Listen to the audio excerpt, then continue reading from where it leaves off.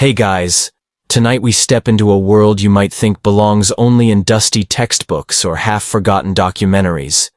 Picture this. You trudge through a hilltop under a sky so dark it swallows the horizon, the air thick with the smell of stone and damp earth. Around you, Tholos tombs rise like miniature beehives carved from limestone, their corbelled ceilings arching silently over chambers that have held secrets for millennia. The wind whistles through cracks and gaps, carrying a faint echo of footsteps that might not even be yours. And yes, you probably won't survive this. At least not without your imagination going a little haywire. So, before you get comfortable, take a moment to like the video and subscribe, but only if you genuinely enjoy what I do here. Also, I want to hear from you. Drop your location and local time in the comments, because there's something oddly comforting about knowing someone, somewhere, is wandering through history with you. Now, dim the lights. Maybe turn on a fan for that soft background hum. And let's ease into tonight's journey together. You step closer to the first tomb, brushing your fingers against the worn stones. They are rough under your touch, each crevice a fingerprint of the past. You notice faint scratches, almost like tally marks, but historians still argue whether these were builders' marks, sacred symbols, or just bored masons doodling on their day off. Nearby, a shallow pit holds fragments of pottery and a rusted blade. These early grave offerings tell us something fundamental. Even in prehistory, humans were obsessed with leaving a mark, a message, or a gift for whoever, or whatever, was waiting on the other side. You can almost smell the faint, lingering scent of ochre that ancient hands might have sprinkled over the bodies, the pigment now faded but somehow stubbornly clinging to the walls. As you trudge deeper, the shadows stretch like lazy cats, and your imagination supplies sounds. The scrape of bone against stone, soft murmurs, the occasional clatter of what might be a dropped offering. You catch yourself wondering if these tombs were just practical resting places or a stage for ritualized performance. Fun fact: some Tholos tombs were equipped with what look like tiny ventilation shafts. Quirky, right? Some scholars think they were purely structural, letting air circulate. Others speculate they allowed smoke from ritual fires to escape, creating an eerie, otherworldly glow for those inside. You can't decide whether to be impressed by the engineering or mildly creeped out. You crouch, noticing a series of concentric stone rings forming the tomb's approach. Each layer seems carefully calculated, like a spiral staircase in reverse, drawing the eye inward, inviting reflection. There's something hypnotic about the rhythm, and you remember that humans have always had a fascination with circles. Sun, moon, life, death, all looping endlessly. Historians still argue whether these designs were purely symbolic, representing the cycle of life and death, or if they had a more practical purpose, like distributing weight evenly so the tomb wouldn't collapse. You think about that while tracing your fingers along the smooth edges, feeling the ingenuity of minds long gone. By now, your imagination is awake, walking alongside you like a ghostly companion. You notice a faint smear of ochre in the corner, almost imperceptible, and a tiny indentation that could be a child's handprint, or just another quirk of the stone. Fringe theory enthusiasts love this part. Some claim these marks were messages left by the living for the dead, like ancient graffiti saying, "We remembered you." Mainstream historians aren't convinced, but the idea tickles your curiosity in a way no dry textbook ever could. As you rise, brushing off dust from your knees, the tomb seems to exhale, as if acknowledging your presence. You are aware of a delicate tension between past and present, that the dead are silent, but their choices echo, and you, a stranger from millennia later, are listening. Your first steps into this burial world are cautious. You imagine the first mourners, huddled in the cold, carrying simple offerings, perhaps a piece of meat or a small ornament, placing them beside loved ones who had already begun their journey beyond. You can almost hear their whispered prayers, a rhythm as old as humanity itself. Historians still argue whether these rituals were about honoring the dead or negotiating with the divine, or maybe both. And as you rise to leave the immediate shadow of the tomb, you realize that tonight you are walking not only among stone and dust, but also among questions that might never have definitive answers. That's the beauty of it. The dead remain silent, and yet, somehow, they speak.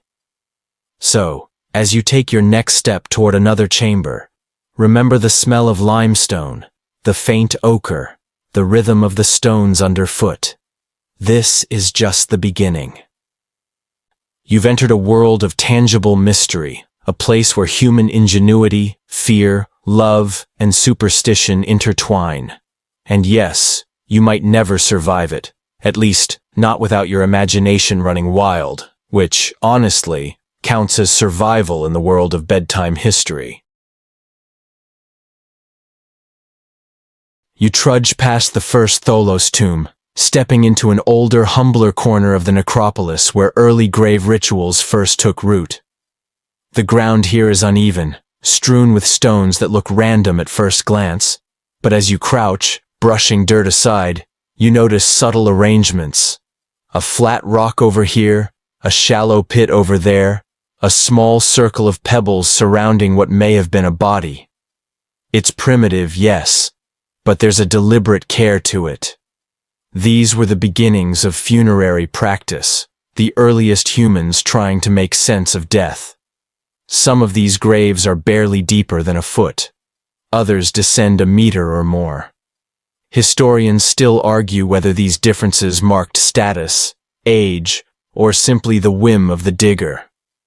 You run your fingers along the rough edges, feeling the pulse of human intent across millennia.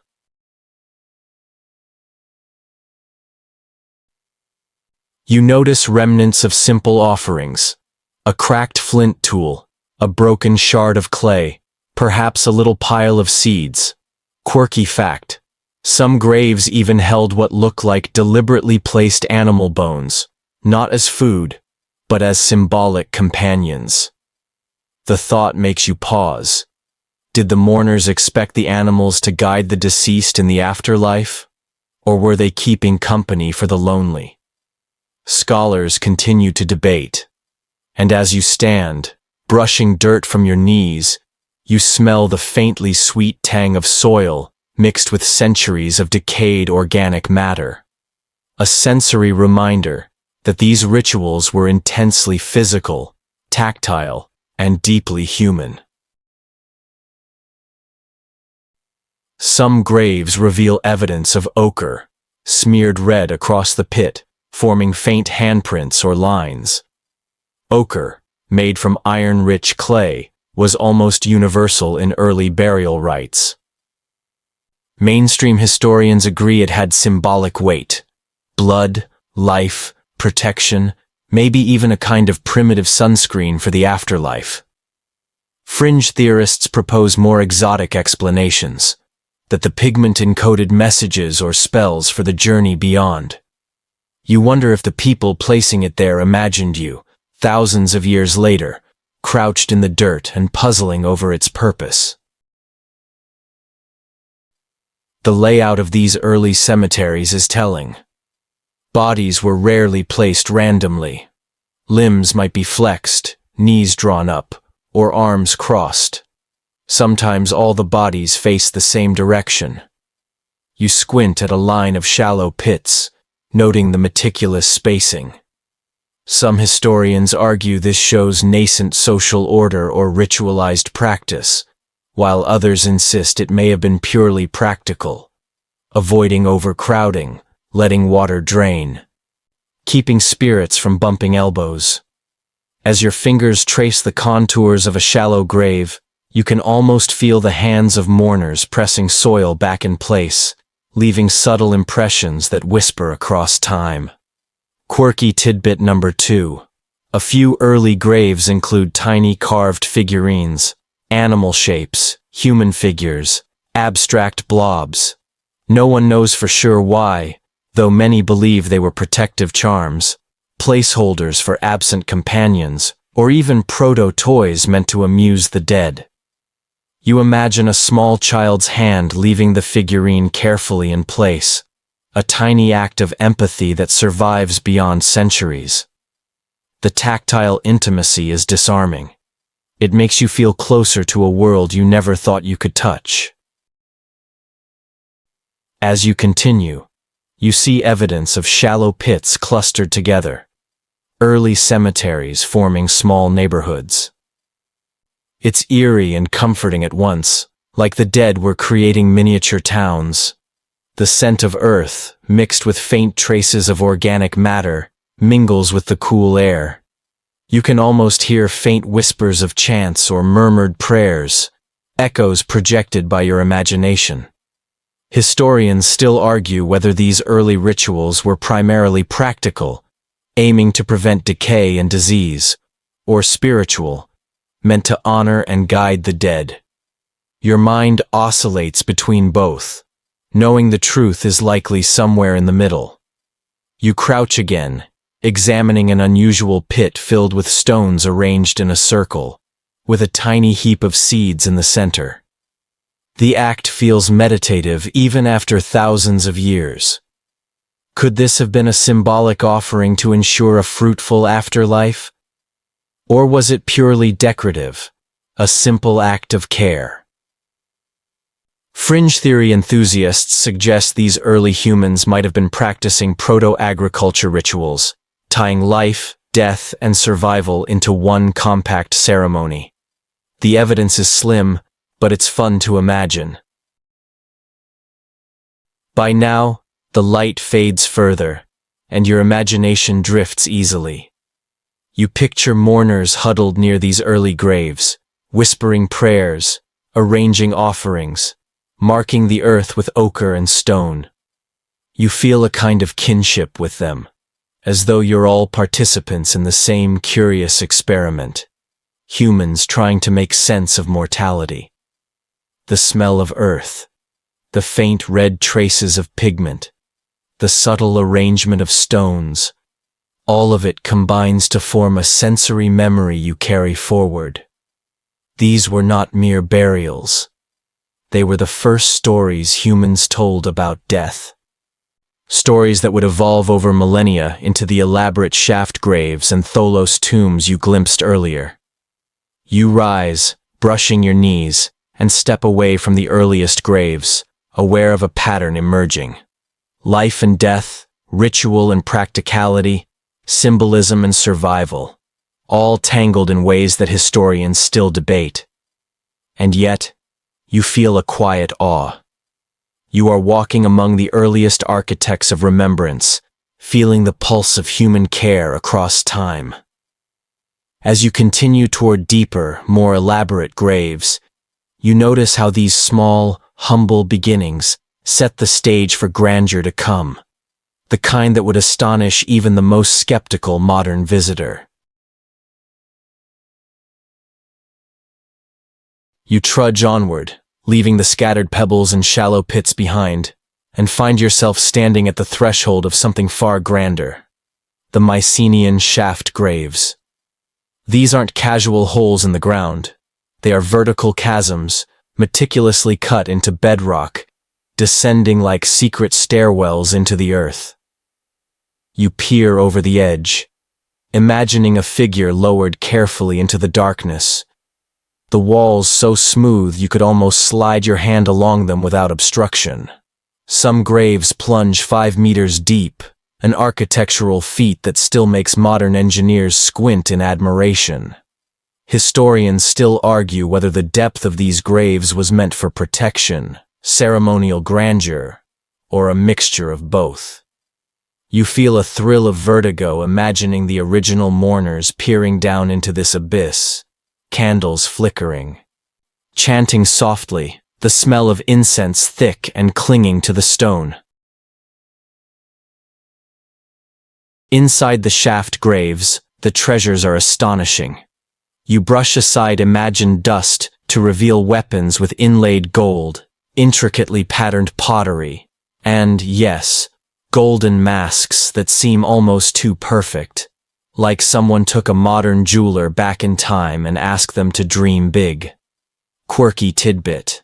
One grave held tiny figurines shaped like humans and animals that some fringe theorists claim were early avatars for the deceased spirit, a way for the soul to have company or even influence the living.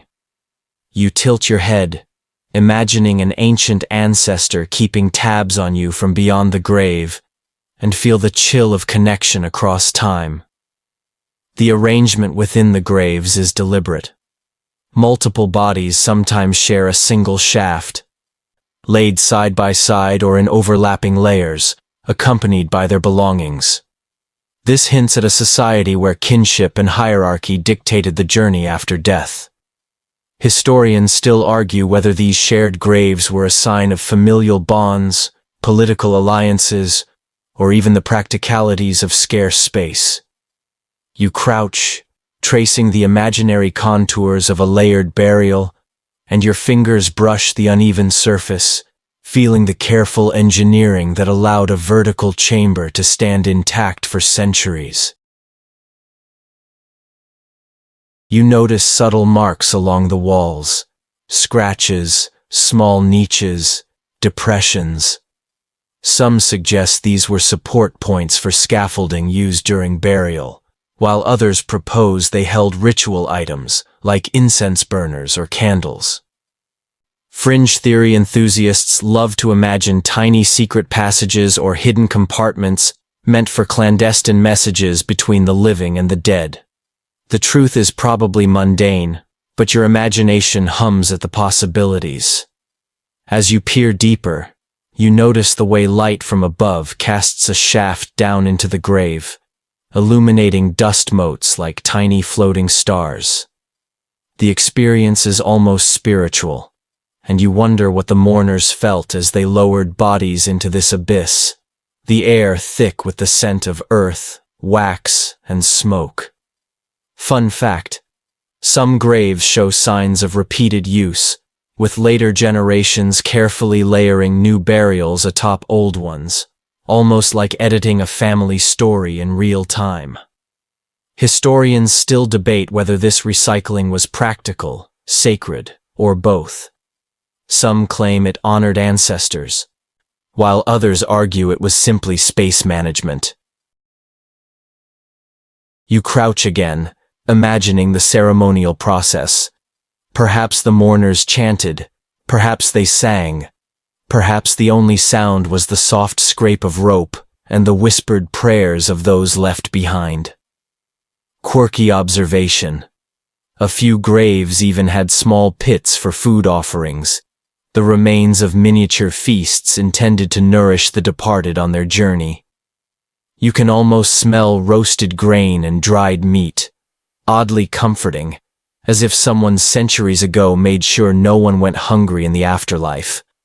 The depth, the treasures, the repeated burials, they all suggest a culture obsessed with memory, status, and spiritual continuity. You notice the shafts echo your footsteps in a way that makes the walls feel alive. Historians still argue whether this obsession with elaborate burial was primarily about legacy, protection, or a fear of spiritual unrest. And yet, you feel the poignancy of it all. These graves were a way for humans to grapple with mortality, to assert permanence in a world that kept moving forward. You rise, dusting off your knees, and step away from the shadowed abyss of the shaft graves. The grandeur, the ritual care, the strange quirks of companion figurines, food pits, and repeated interments linger in your mind like a vivid dream. This is no longer just a burial. It is a statement, a dialogue across centuries between those who lived, those who died, and you, wandering through the echo of their choices. You realize that the deeper you go, the more intimate the story becomes, and that the shaft graves are not just tombs, but chambers of human intent, fear, love, and imagination, preserved in stone for anyone willing to descend and listen. You trudge on, leaving the vertigo of the shaft graves behind, and approach the monumental Tholos tombs, their rounded beehive-like forms rising proudly against the skyline. These circular structures are almost theatrical in their design. A dromos, or passageway, stretches toward you like a grand invitation, lined with carefully cut stones. As you walk the length of this corridor, the air changes. The smell of limestone is sharper here, mingled with the faint suggestion of ancient incense, or perhaps just the lingering musk of time. Historians still argue whether these designs were purely ceremonial, meant to impress and awe, or also served practical purposes, like protecting the deceased from grave robbers. You probably won't survive the awe, but at least your imagination thrives. Step inside the Tholos chamber, and the effect is immediate. The corbelled ceiling rises above you in perfect symmetry, each stone carefully overlapping the one below, forming a self-supporting dome that seems impossibly elegant for its era. Fringe fact: some archaeologists speculate that the tomb's acoustics were deliberately designed so ritual chants would resonate, amplifying the mourners' voices into a haunting chorus. You lean back, listening for echoes that only your imagination can provide, and feel the chill of centuries settle in your spine. The interior is sparse, yet striking. A central space once held the body, surrounded by treasures that suggest both status and devotion. You notice the geometric precision of the stonework, almost mathematical. And you can't help thinking someone, some long-dead mason, must have had an obsession with symmetry that rivals your own obsessive checklist tendencies. Fun fact: a few Tholos tombs contain hidden side chambers, almost like secret rooms for the most precious grave goods, and historians still debate whether these were for protection, ritual, or sheer showmanship. You crouch, running your fingers along a carved stone doorway, tracing the grooves left by ancient chisels. There's something oddly intimate about it, the physicality of labor stretching across millennia, a silent testament to human ingenuity. Quirky tidbit: in one tomb, archaeologists discovered a tiny niche that may have held a symbolic eye, perhaps to watch over the dead. You imagine the builders sneaking a sly wink into their work, a little private joke for eternity. As you explore, you notice the dromos sloping gently upward from the chamber, guiding the eye, and perhaps the soul, toward the sunlight. The movement of light and shadow along the smooth stone walls creates a cinematic effect, almost like the tomb itself is alive, breathing in rhythm with the day. Historians still argue whether these sloping corridors symbolized a journey toward the afterlife, or if they were just a clever architectural solution to structural pressure. You pause, letting your imagination wander through both interpretations simultaneously. Quirky observation number 2. Some Tholos tombs incorporate tiny holes or niches that could have held offerings, flowers, or miniature torches. Fringe theorists suggest these were intended to guide spirits, while mainstream scholars think they were practical or symbolic markers for ritual activity. Either way, the interplay of light and stone creates a hypnotic atmosphere. You can almost hear footsteps echoing along the dromos, faint whispers of mourners past, and maybe the clink of a small gold ornament being laid carefully on a niche shelf. You wander to the outer perimeter of the tomb, brushing your hands across weathered stones, imagining the funerary process. Bodies lowered carefully into the chamber, offerings laid around them, and mourners retreating to the entrance to observe the first light streaming along the corridor. The corbelled ceiling above you is more than structural. It is a metaphor, a triumph of human ambition, a vessel holding both body and memory. Historians still argue whether the grandeur was intended to honor the dead, intimidate the living, or both. By the time you step back into the open air, your eyes adjusted to the dim, you feel a thrill of awe and a twinge of melancholy. These Tholos tombs are more than monuments. They are stages, laboratories of memory, and repositories of human ingenuity. You realize that their rounded walls, the carefully sloping dromos, and the hidden niches are all deliberate choices, each element whispering across the centuries. You trudge onward, carrying the sense that humans have always sought permanence in stone, elegance in ritual, and a voice that stretches beyond death itself. You trudge past the impressive Tholos tombs, stepping into the quieter spaces where grave goods and offerings whisper their stories across the centuries. The air here is tinged with a faint metallic scent, the memory of long-buried objects, gold, bronze, and pottery alike, merging with the earthy aroma of soil. You kneel beside a small chamber, imagining the hands that place these items with such care. Historians still argue whether grave goods were intended as mere status symbols, protective talismans, or genuine gifts for the deceased's journey beyond. You probably won't survive the emotional weight of these centuries-old gestures, but your imagination perks up, ready to explore. Pottery shards and broken tools are everywhere, some plain, some elaborately decorated. Quirky tidbit: archaeologists have uncovered miniature chariots and tiny figurines that might have served as spirit companions for the dead. You squint at a tiny clay horse and can't help but imagine it clattering silently along the floor as a proxy for the departed's real mount. You trace the edges of a ceramic cup, feeling how it might have been held by trembling hands, offered in ritual reverence, or simply laid down with a sigh of loss. Weapons are often among the most lavish grave goods. Bronze swords, daggers with gilded handles, even ornate shields, each item a declaration of identity, skill, or social rank. Fringe theorists suggest some weapons were symbolic, never intended for combat, but meant to arm the spirit for unseen battles.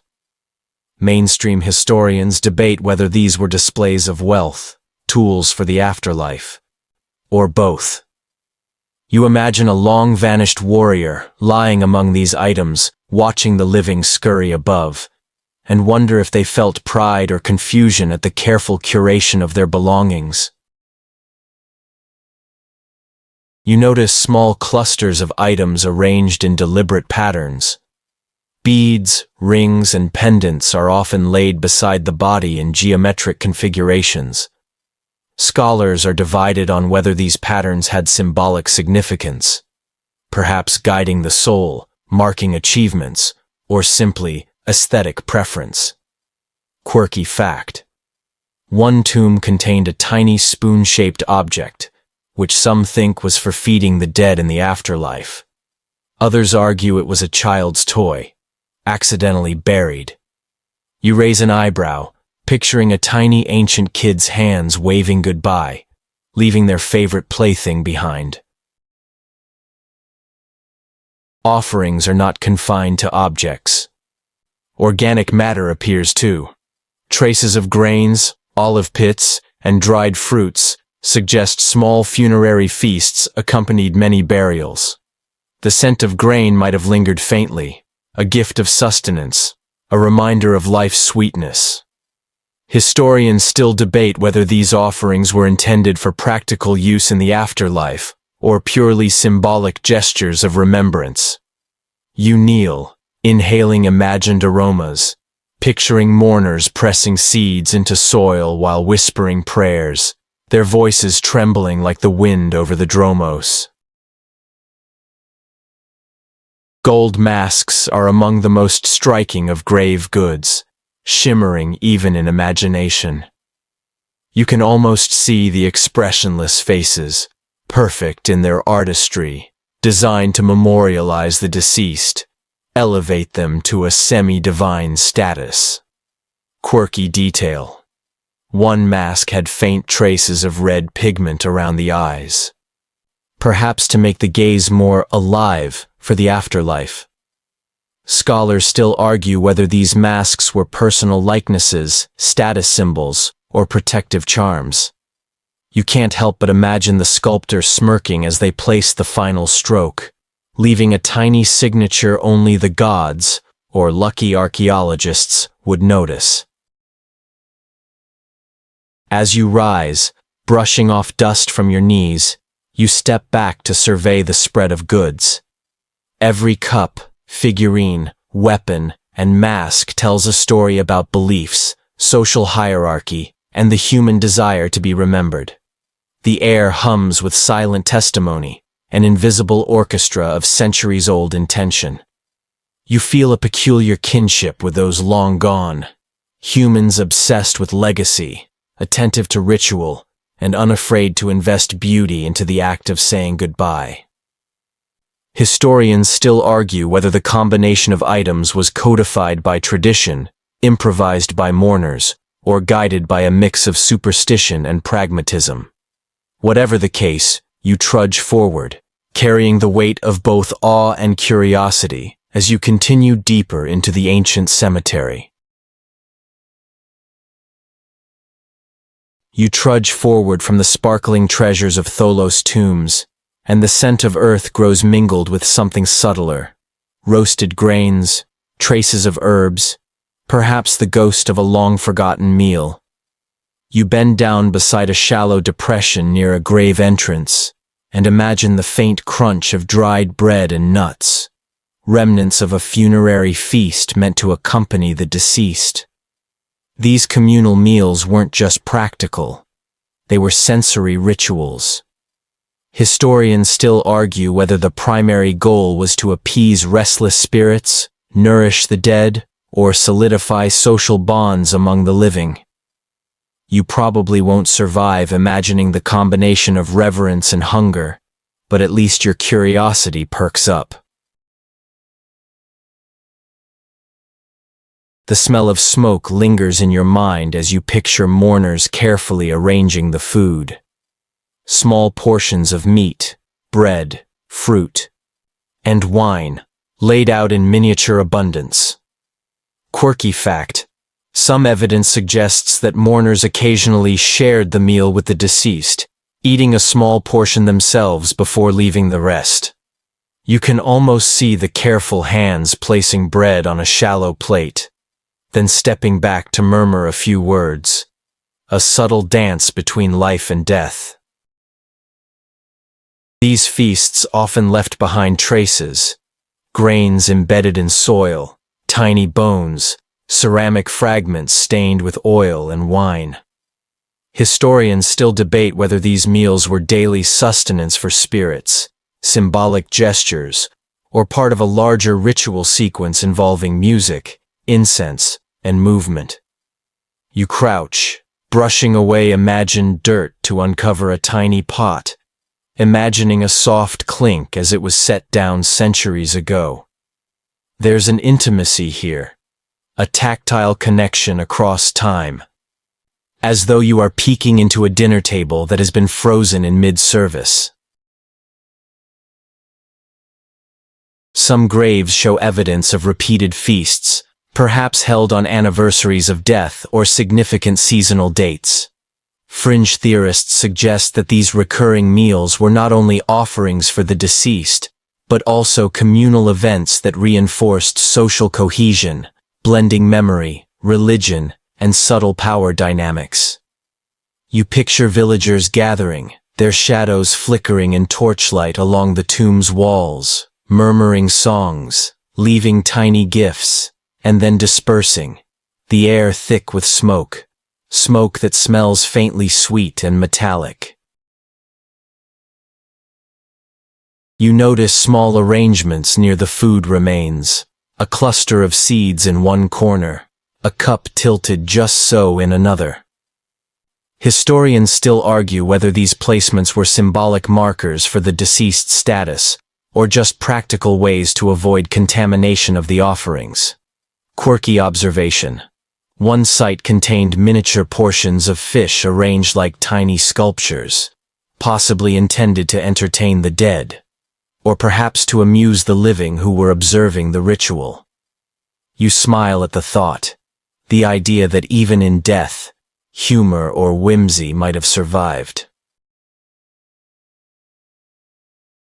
You kneel to examine the dromos leading into the tomb, noting faint depressions in the stone floor. Could these have been tracks left by ritual processions, or perhaps impressions from carrying trays of food into the chamber?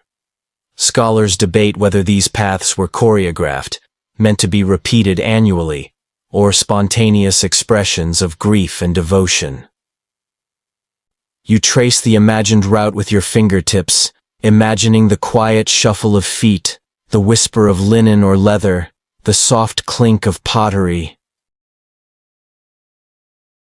The sensory layering of smell, sight, and imagined sound creates a rich tapestry. You can almost hear the murmur of conversation, the occasional laugh, the soft scrape of utensils against clay, and the rhythmic beating of drums or clapping hands. Fun fact: some feasts included small animals, like birds, that may have been released as symbolic messengers to the afterlife. Historians still argue whether this was purely symbolic or meant to satisfy ritualistic obligations. You picture a tiny bird taking flight, a fleeting connection between mortal and immortal realms, and feel a strange serenity in the imagined motion. Rising slowly, brushing dust from your knees. You take a deep breath of imagined smoke and roasted grain. You realize that funerary feasts were more than sustenance. They were a bridge, a shared moment between the living and the dead, a tactile, olfactory, and emotional link across centuries. You carry the faint scent in your mind as you trudge onward, knowing that each crumb, each tiny cup, each carefully placed seed was an intentional act of remembrance, a whisper of human concern that persists even now. You trudge onward, leaving the faint scent of funerary feasts behind, and notice a small enclosure that suggests a different kind of companion in death. Animals. The graves here are not just for humans. They include dogs curled beside their owners, horses tethered in miniature corrals, and occasionally more exotic creatures whose presence seems almost ritualistic. Historians still argue whether these animals were practical guardians for the afterlife, symbolic companions, or indicators of status. But as you kneel beside a tiny dog skeleton, you feel a quiet sense of loyalty that transcends millennia. You probably won't survive the cuteness of a long-dead canine companion, but your heart perks up anyway. Some animals appear carefully arranged. Dogs are often found lying at the feet of humans, horses near chariots, and occasionally birds or small livestock placed with deliberate precision. Quirky tidbit. In one Mycenaean grave, archaeologists discovered a small cat, one of the earliest known domestic cats in the region, curled beside a young child, as if to provide comfort or protection. You imagine the mourners softly whispering to the animal, teaching it its posthumous duty before stepping back and sealing the grave. The act of including animals hints at a symbolic worldview where life and death were interconnected. Some scholars suggest that dogs, in particular, were guides for the deceased, leading souls through the underworld, while horses might have represented mobility or status. Historians still debate whether these inclusions were purely ceremonial, practical, or a mix of both. You brush your fingers along the tiny bones and envision the animal's fur, warm and soft in life, now preserved only in memory and imagination. Exotic or unusual animals sometimes appear in burials, hinting at trade networks, ritual experimentation, or status signaling. Fringe theorists suggest that the inclusion of creatures like monkeys, birds of prey, or even crocodiles in far-flung regions served magical purposes or communicated power to the living. You picture an ancient family proudly displaying a rare bird beside their deceased patriarch, imagining the reactions of curious neighbors peering into the grave during ceremonies. Food offerings are occasionally intertwined with these animal burials. Small bowls of grain, water, or meat accompany the companions, as if the animals themselves were participants in the funerary feast. Scholars debate whether this was intended to sustain them in the afterlife, or simply a ritualistic mimicry of life cycles. You crouch to imagine the careful arrangement: a tiny cup for water, a handful of seeds, a bit of meat laid neatly, a microcosm of care and continuity. Some graves also contain miniature tools or toys for the animals, reinforcing the idea that they were not mere symbols, but quasi-guardians or companions. Quirky observation: a dog buried with a young child had tiny bells on a collar, possibly to announce the soul's passage or simply as ornamentation.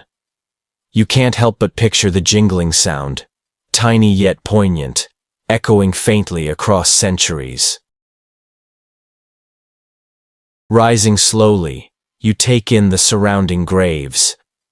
Animal burials add a layer of intimacy and complexity to human ritual, showing that grief, remembrance, and companionship extended beyond the human sphere.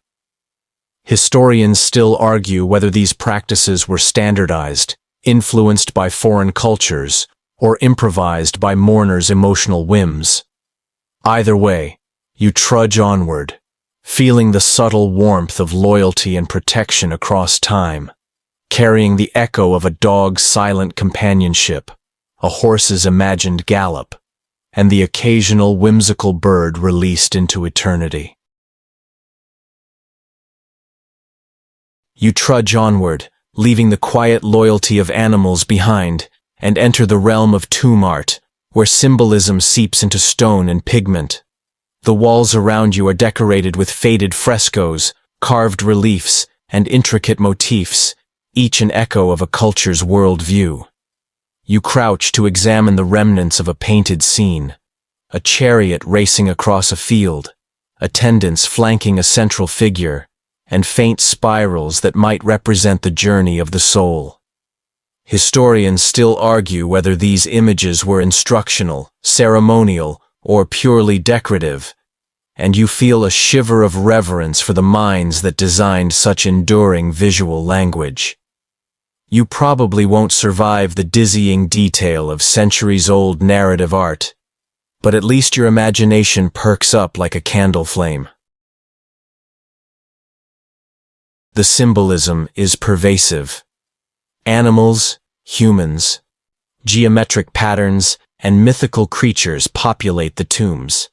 Quirky tidbit: one Mycenaean fresco depicts what looks like a dancing skeleton, a surreal image that has historians scratching their heads and fringe theorists imagining early, Halloween-style celebrations.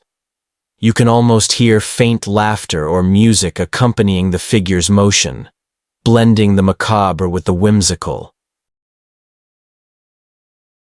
Color, even faded, adds depth to the narrative. Ochre, deep reds, and muted blues create contrasts that guide the eye along ritual or ceremonial sequences.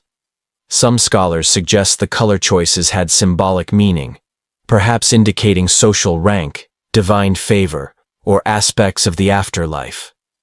Historians still argue whether these artistic decisions were standardized across regions or left to the whims of local artisans. You trace a finger along a curving line, feeling the smooth stone beneath, imagining an artist carefully painting centuries ago, perhaps humming, perhaps whispering prayers for the deceased. Carvings often echo life, death, and the metaphysical journey. You notice spirals, zigzags, and concentric circles interspersed among figurative scenes. Fringe theorists propose these geometric patterns were maps for the soul, guiding it through the underworld. Mainstream historians remain skeptical, but acknowledge the deliberate and consistent repetition of such motifs. You imagine tracing the shapes with your fingertip, feeling yourself drawn into the symbolic maze, a passive participant in a ritual older than literacy. Some art seems deliberately humorous or surreal. A goat balancing precariously on a rock.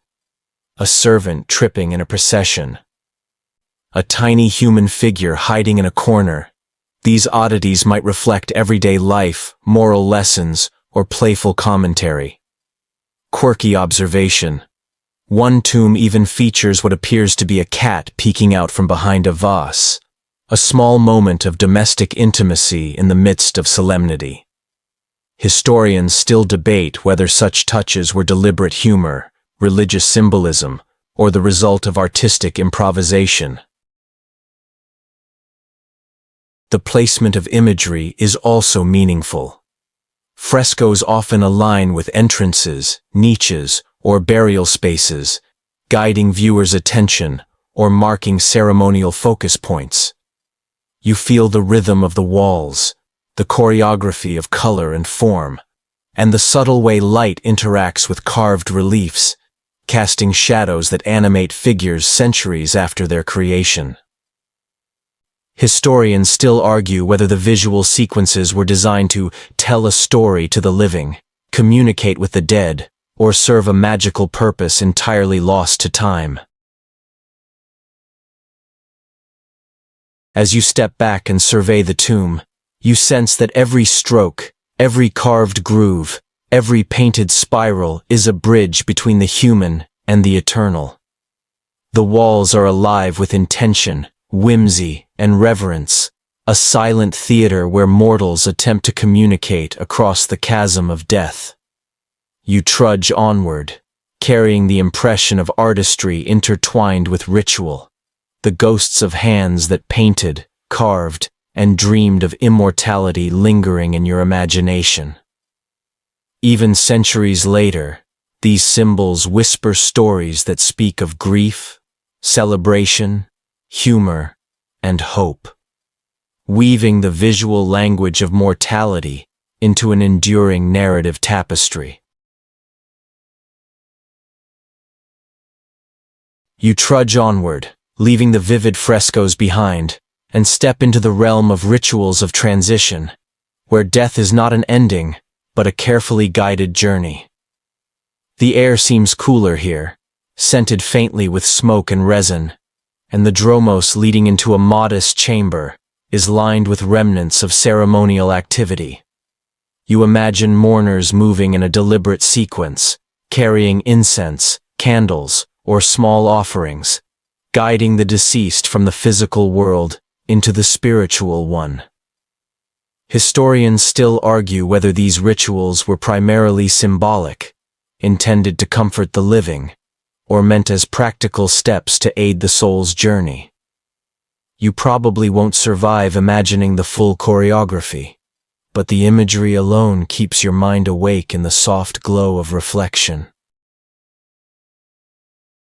You notice faint traces of charred herbs along the walls and floor, the lingering scent of burned rosemary or laurel, perhaps intended to purify the space or summon divine attention. Quirky tidbit. In one chamber, archaeologists found tiny clay flutes buried alongside the deceased, suggesting music might have accompanied the transition, though whether mourners played them or the instruments were symbolic remains a point of debate. You can almost hear the soft notes rising into the stone ceiling, a delicate counterpoint to the heavy silence of the tomb.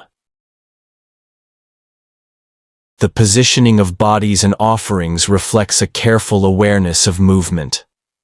Arms outstretched, legs bent, heads facing specific cardinal points, each placement carries meaning. Fringe theorists propose that these orientations were meant to align the deceased with celestial pathways, while mainstream historians suggest practical or ritualistic explanations, such as symbolizing rebirth or ensuring proper rest. You crouch and trace an imagined alignment, imagining a small ritual procession, the soft shuffle of sandals and whisper of garments against stone. Incense, music, and offerings often combined in layered ritual. Some graves contain niches for libations, small vessels for oils, or miniature food bowls, carefully positioned as if to maintain the deceased's comfort while they navigated the unknown. Historians still debate whether these were literal provisions for the afterlife, or symbolic gestures intended to display care and reinforce communal belief. You can almost smell the sweet and earthy aroma of oils burning, and sense the gentle rhythm of a chant echoing through the chamber. Quirky observation. Some sites reveal small figurines positioned at threshold points, guardians of the passage between worlds, or perhaps playful companions ensuring the soul did not get bored. Scholars continue to debate their exact function, oscillating between spiritual, decorative, and ceremonial interpretations. You imagine these tiny clay beings walking beside the deceased, silently guiding, amusing, and protecting, an invisible entourage for the soul. The transition is not just for the individual. The living participate intimately. Rituals often involve communal activity, sharing meals, reciting chants, burning incense, and arranging offerings, all designed to reinforce the connection between past and present. Historians still argue whether these were public displays of grief or private, intimate acts of devotion. And you feel both possibilities at once, the solemnity of witnesses and the gentle intimacy of caretakers. Rising slowly, you step back and survey the ritual traces, imagining hands shaping, arranging, and performing gestures whose meaning has been partially lost. The faint smell of burned herbs, the imagined notes of flutes, and the careful arrangement of bodies and offerings create a sensory tapestry that bridges life and death. You realize that these ceremonies were more than superstition. They were carefully orchestrated attempts to give shape to the ineffable, to guide the transition in a world where mortality was the only certainty. As you trudge onward, you carry the sense that humans have always sought to soften death's edges, to choreograph grief, and to extend care beyond the limits of life itself. You trudge onward, leaving the gentle rituals of transition behind, and step into the stark contrast between elite and common burials. The ground here is scattered with both opulent tombs and modest graves, a landscape of inequality frozen in stone. You kneel beside a simple pit grave, noting a few broken pots and scattered bones, and then glance toward a nearby shaft or Tholos tomb, glittering with gold, bronze weapons, and finely painted pottery. Historians still argue whether the disparity reflects purely social hierarchy, economic power, or a combination of cultural and ritualistic choices. You probably won't survive the realization of ancient social stratification, but your curiosity perks up anyway. The contrast is striking. Modest graves often contain just a few utilitarian items: a plain cup, a knife, perhaps a spindle whorl. Quirky tidbit: one small burial contained a tiny figurine of a dog, despite the lack of other grave goods, suggesting affection or status might not always correlate with wealth. You can almost see a family huddled around, trying to honor their loved one with what they had, a gesture heavy with care if not gold. Elite tombs, by contrast, overflow with luxury items. Gold diadems, bronze swords, elaborately decorated vessels, and golden masks surround the deceased. Fringe theorists suggest that some items were purely symbolic, perhaps intended to equip the deceased in the afterlife, while mainstream historians emphasize status, wealth, and social signaling. You imagine a noble lying in splendor, while nearby villagers gaze in awe and envy, their own modest graves quietly testifying to lives less gilded, but no less human. The placement of grave goods also varies. In elite burials, items are meticulously arranged, sometimes even stratified according to importance. You notice tiny clusters of beads, weapons set parallel to the body, and cups positioned precisely at the head or hands. Historians still argue whether this was guided by codified ritual, personal preference, or symbolic cosmology. Quirky observation: in some cases, the living might have included toys or miniature tools for the deceased, possibly indicating playful indulgence or attempts at comfort in the afterlife.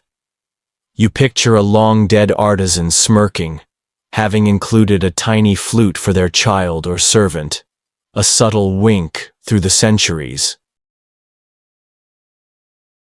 The disparity also informs spatial organization. Elite tombs are often central, prominent, and monumental, while common graves are peripheral, humble, and utilitarian. Historians still debate whether this reflects purely social hierarchy, religious priorities, or practical considerations, such as proximity to sacred sites or fertile land. You glance across the necropolis, sensing the silent hierarchy etched into the earth itself. Food offerings echo the disparity. Elite burials might include full funerary feasts, exotic meats, and wine, while modest graves feature small portions of grain or a simple bread loaf. You crouch to imagine the scent. Sweet, bitter, rich, faintly metallic in the case of wine, mingling with the earth. Fringe theorists suggest that even modest offerings could carry symbolic power, perhaps ensuring the deceased a spiritual presence beyond social limitations. As you rise, brushing dirt from your knees, the visual and sensory contrast lingers. You sense the invisible currents of social order, personal affection, and spiritual aspiration intertwining in these graves. The elaborate tombs shout permanence and legacy, while the simple ones whisper humility, care, and continuity.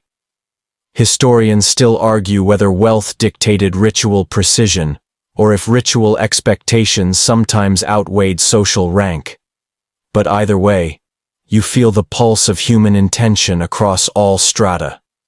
You trudge onward, carrying both awe and empathy, navigating the continuum between opulence and simplicity, and sensing that the dead regardless of wealth, are equally eloquent in their silent testimony. You trudge onward, leaving the contrasts of wealth behind, and enter the zone where symbolic offerings dominate, where objects are not merely practical or decorative, but encoded with meaning. The air seems charged, scented faintly with earth and incense residue, as you crouch beside a small grave lined with beads, small figurines, and fragments of painted pottery. Historians still argue whether these items served as protective charms, guides for the soul, or purely as markers of identity. You probably won't survive the intensity of intention here, but your imagination perks up, tracing every careful placement. The items are strikingly deliberate. Beads are often strung or arranged in patterns, tiny figurines posed deliberately near the deceased, and pottery fragments placed with geometric precision. Quirky tidbit. In one burial, archaeologists found tiny doorway models, miniature entrances that may have symbolically allowed the soul to leave the grave. You imagine the mourners quietly setting each miniature portal, whispering hopes for safe passage. Many offerings reflect daily life or aspirational wealth. Small tools, weaving implements, jewelry, and miniature weapons populate graves across social strata. Fringe theorists propose that these items served as stand-ins for labor or service in the afterlife, a way for the dead to maintain agency even when physically gone. Mainstream historians remain cautious, emphasizing social and symbolic functions, but the arrangement is undeniably purposeful. You trace a tiny loom with your finger, imagining hands weaving in parallel across centuries. Food and drink remain integral. Traces of grains, olive pits, and wine vessels are carefully positioned around figurines, sometimes forming symmetrical patterns. Historians still debate whether these arrangements were meant for ritual consumption by the dead, symbolic sustenance, or as markers of ceremony for the living. Quirky observation. One burial included a tiny clay cup apparently filled with a dark residue, perhaps wine, or perhaps the deceased's favorite potion of the imagination. You can almost smell the faint sweetness and feel the connection to a human moment long past.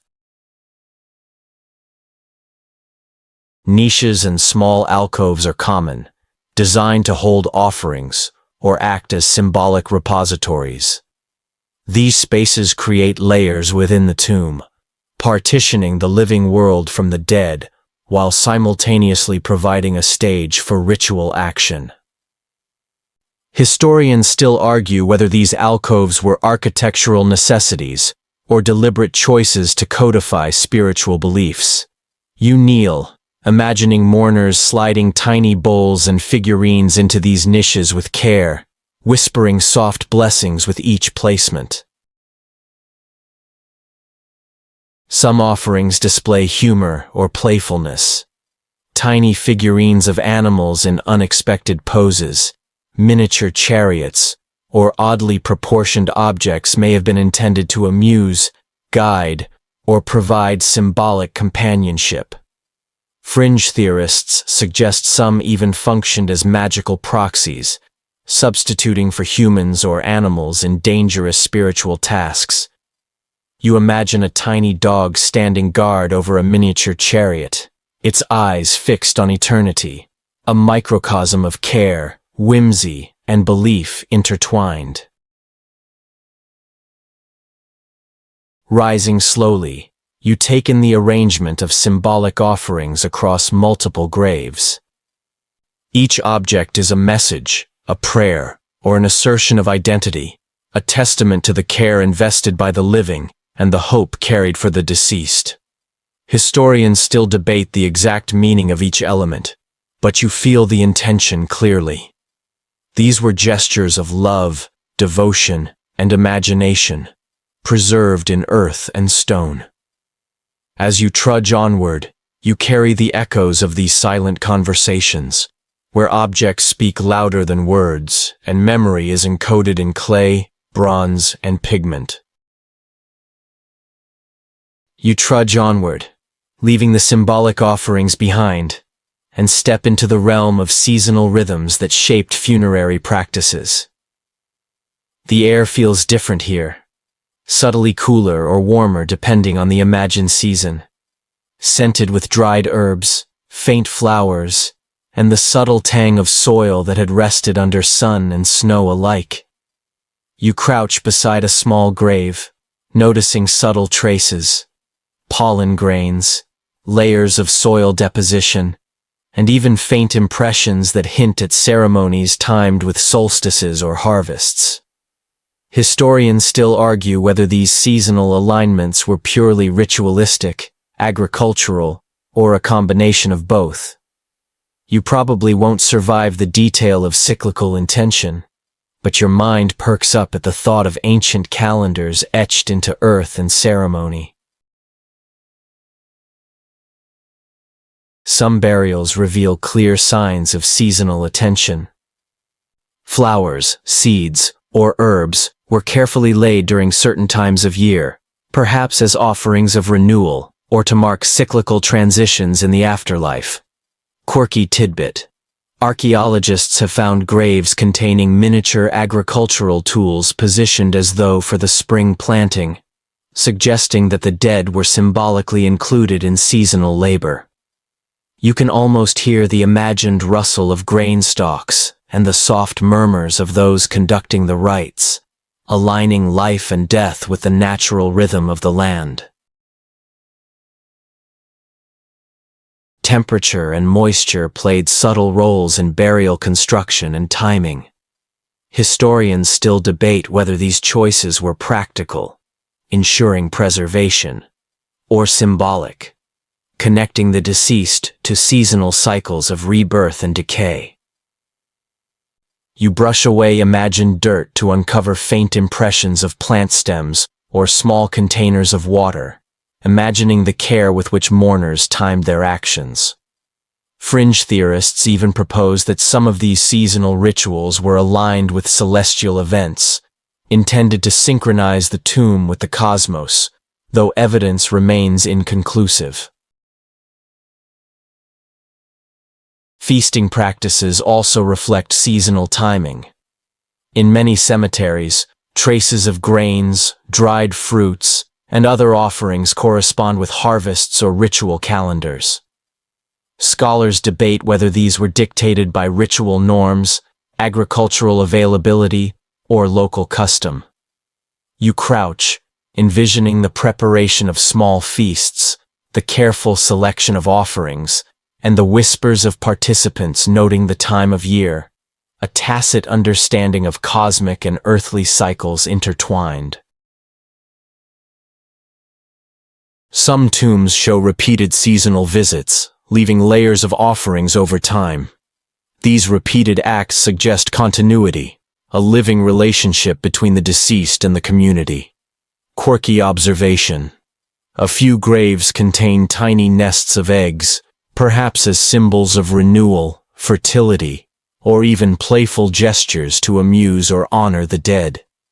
Historians still argue whether these gestures were practical, symbolic, or simply imaginative acts by the living, but the layers of soil, pollen, and debris tell a story of ongoing attention. The alignment of bodies, grave goods, and offerings with seasonal markers adds another layer of meaning. You notice subtle orientation patterns, perhaps designed to catch sunlight on solstices or shadows at equinoxes. Fringe theorists suggest these alignments served as metaphysical guides for the soul, while mainstream historians emphasize cultural symbolism and ritual continuity. You kneel, imagining mourners measuring shadows, planting offerings, and timing ceremonies with precision, bridging earthly life and spiritual passage. Rising slowly, brushing imagined dust from your knees, you take in the rhythm of the cemetery. The layering of seasons, the careful timing of rituals, the attention to celestial and agricultural cycles, all combine to form a temporal choreography, a way for humans to embed the dead within the living rhythm of the natural world. You trudge onward, carrying a sense of cyclical continuity, imagining that each grave is not just a final resting place, but a node in a broader network of seasonal remembrance, ritual, and human care. You trudge onward, leaving the seasonal rhythms behind, and step into a space shaped by common misconceptions about medieval dirtiness. Though in this case, it's the ancient equivalent, where the perceived grime of burial practices hides surprising sophistication. The air is cool, faintly earthy, tinged with mineral dust and traces of decayed organic matter. You crouch beside a grave partially excavated, noticing smooth surfaces and carefully arranged stones, a far cry from the chaotic mud pits often imagined in popular culture. Historians still argue whether these organized spaces were more about hygiene, ritual precision, or a blend of both. You probably won't survive the shock that ancient people were, in fact, methodical. But your curiosity perks up like a candle flickering in a darkened tomb.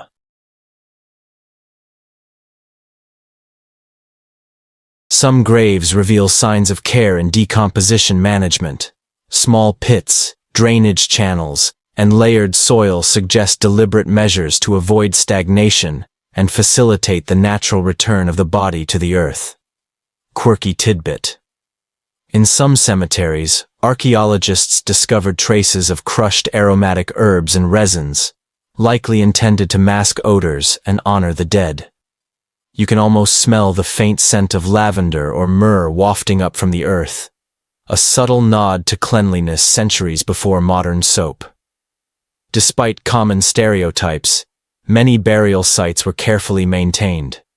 Fences, stone markers, and even low walls protected graves from scavengers, wind, and water.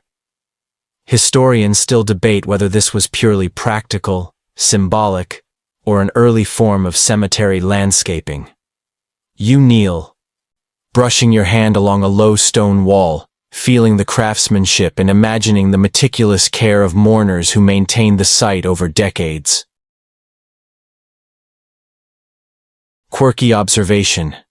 Some graves show evidence of deliberate washing of the deceased, possibly with scented oils or water, before interment. Fringe theorists suggest these acts were part of ritual purification, while mainstream historians interpret them as a blend of hygiene and ceremonial respect. You picture mourners bathing the body, draping it in cloth, and carefully placing offerings, a scene that challenges modern assumptions about dirty ancient practices. Offerings themselves often reflect attention to cleanliness and order. Ceramic vessels, metal implements, and even organic items like grain or flowers were arranged precisely. Some tombs reveal repeated arrangements, indicating that the living returned periodically to maintain the burial site, refresh offerings, and preserve ritual integrity. Historians still argue whether these practices were primarily religious, social, or a combination of both. But the evidence of repeated care is clear. Even the smallest graves show evidence of respect for spatial organization. Bodies were positioned in thoughtful orientations, with feet and hands aligned, sometimes facing specific celestial points. Fringe theorists suggest this was to harmonize the deceased with cosmic forces, while mainstream historians emphasize cultural convention. You trace the imagined line of a body with your fingertip, marveling at the human instinct to impose order and dignity, even in death. Rising slowly, you step back and survey the site. The careful preparation, aromatic treatments, orderly layout, and periodic maintenance all reveal a nuanced understanding of cleanliness, ritual, and respect. You realize that the dirt of ancient graves is not evidence of neglect, but a canvas upon which humans expressed care, intention, and memory. Historians still debate the exact mix of practical, symbolic, and spiritual reasoning, but you carry the clear impression that the dead were not abandoned. They were curated with a deliberate and surprisingly sophisticated sense of respect. You trudge onward, sensing that beneath the layers of soil lies a narrative of hygiene, ritual, and human attentiveness that challenges every popular misconception. You trudge onward, leaving the lessons on cleanliness behind, and step into the subtle interplay of gender, class, and the nuances of burial. The air feels heavier here, thick with the imagined presence of lives once lived in complex hierarchies. You crouch beside a grave containing modest offerings, a spindle, a small knife, and a handful of beads. Historians still argue whether such items were purely functional, symbolic markers of gender roles, or indicators of social standing. You probably won't survive realizing how intricately social identity was encoded in death, but your imagination perks up, tracing the invisible scripts written across soil and stone. Gender distinctions are often evident in grave goods. Women are frequently accompanied by weaving tools, jewelry, or personal adornments, while men may have weapons, drinking vessels, or insignia of status. Quirky tidbit. In one site, a grave contained both weaving tools and a small dagger, suggesting that rigid gender assignments may have been more flexible than commonly assumed. You imagine a woman buried with her multi-talented skills intact, a miniature celebration of a life lived with dexterity and agency. Class differences, too, are remarkably tangible. You notice the contrast. Simple graves with minimal offerings versus expansive tombs brimming with gold, ceramics, and carefully arranged items. Fringe theorists suggest that some burial distinctions may have reflected spiritual hierarchies rather than social ones, indicating that divine favor or ritual significance outweighed mere wealth. Historians still debate whether class markers were primarily social, economic, or ceremonial. And you feel the tension between these interpretations as you survey the varied graves. The placement of bodies often reinforces social and gendered roles. Women's graves may be oriented in relation to domestic or agricultural cycles, men's toward the sun, weapons, or symbolic axes of power. Scholars still argue whether these orientations were practical, symbolic, or purely traditional. Quirky observation. Some graves appear intentionally mixed, with artifacts crossing traditional gendered lines, hinting at nuanced personal identity or symbolic merging of roles in death. You crouch, tracing a pattern with your fingertips, imagining the care and intention behind each placement. Some tombs show multiple layers of interment, often reflecting family lineage or social continuity. Women, men, and children may be interred sequentially, their artifacts arranged to maintain a visual and symbolic hierarchy.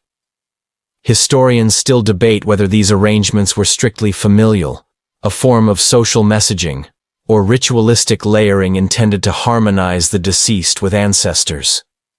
You imagine mourners revisiting graves over decades, carefully maintaining offerings, adjusting placement, and honoring both tradition and personal memory. Offerings also communicate status and gender subtly. Jewelry, cosmetic containers, or combs signal feminine identity, while weapons and feasting implements indicate male roles, though exceptions abound.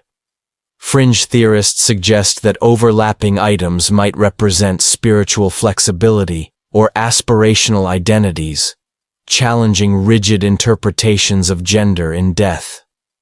You imagine a small child buried with a mix of miniature tools, toys, and symbolic objects, a gentle testimony to the fluidity and imagination of human ritual. Rising slowly, you step back, surveying the interplay of social and gender markers across the graves.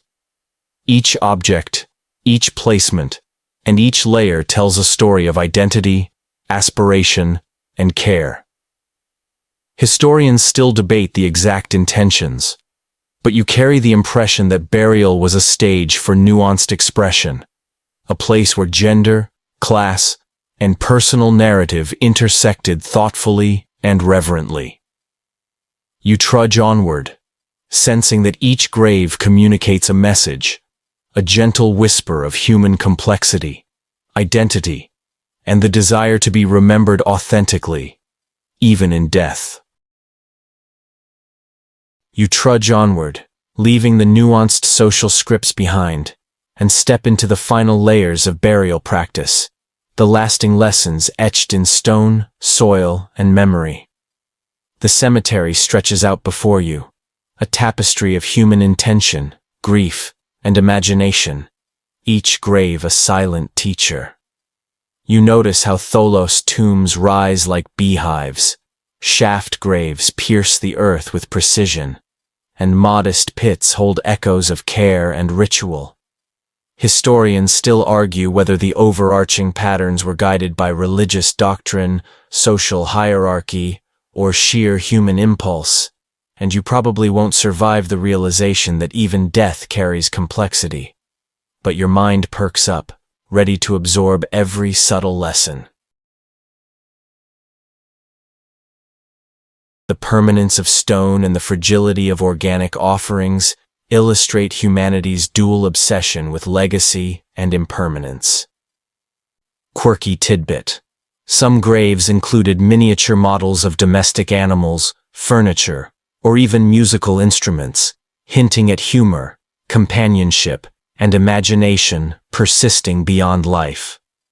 You imagine the deceased reclining in their corbelled Tholos tomb, accompanied by these tiny proxies, while mourners above whisper prayers or laugh softly, connecting memory and playfulness across centuries.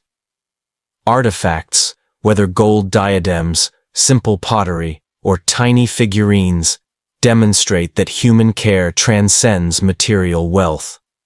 Fringe theorists argue that some of the items were intended to literally equip the soul for challenges in the afterlife, while mainstream historians emphasize symbolic, social, and ritual significance. You pause, touching an imagined golden mask, and consider the hope, devotion, and artistry poured into its creation. A gift to memory itself. Rituals of transition, repeated offerings, and seasonal observances reflect humanity's attempt to harmonize life, death, and the cosmos. Historians still debate whether the precise alignment of burials with celestial or agricultural cycles was intentional or coincidental, but the evidence of deliberate care is undeniable. You trace imagined shadows across a dromos, feel the imagined scent of incense, and hear the faint imagined music of ceremonies. The sensory richness of past lives colliding with your present awareness.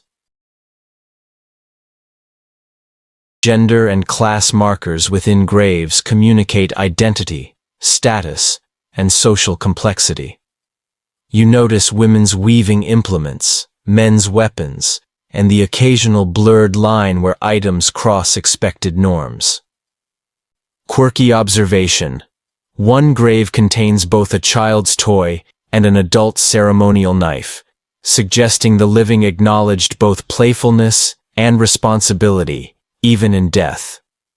Historians still argue how deeply social norms dictated burial, but the traces reveal subtle negotiation between expectation and personal expression.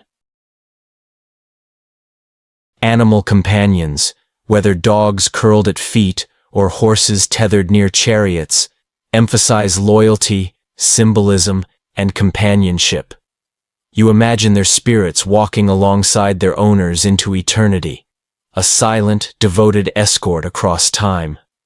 Fringe theorists suggest these inclusions served magical or spiritual functions, while mainstream historians focus on ritual, status, or emotional bonds. Either way, you feel the invisible threads connecting humans, animals, and the afterlife. Rising slowly, you step back and take in the cemetery as a whole. Every stone, every artifact, every trace of ritual is a lesson about care, imagination, and the enduring desire to connect across the divide of mortality.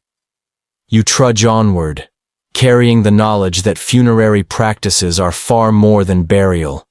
They are storytelling, devotion, artistry, and the quiet assertion of humanity's persistent hope that memory, love, and identity can persist beyond the fragile span of life.